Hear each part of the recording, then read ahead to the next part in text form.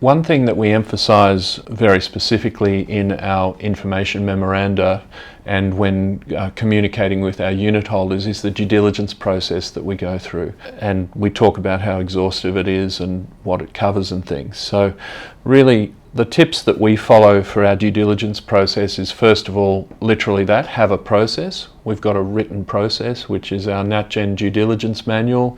We go through it literally line by line and tick off the issues. And really, due diligence for a commercial property asset boils down to three things. There's valuation of the property and all that that entails.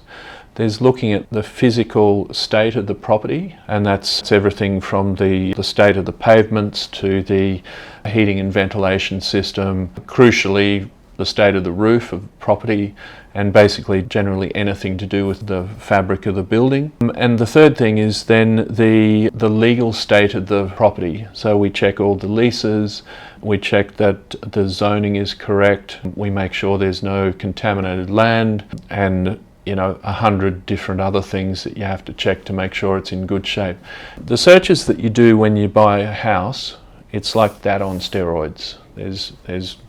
So the legal due diligence for a commercial property boils down to being basically the same sort of things that you deal with when you're buying a house, except in much greater depth. So there's more issues to deal with, and you deal with them, as I said, at much more depth. So we look into the town planning aspects in much more depth. We look to the original town planning permits. We look to if there's a contaminated land search that we do, for example, we often check the properties around it to make sure that there's no contamination within the vicinity.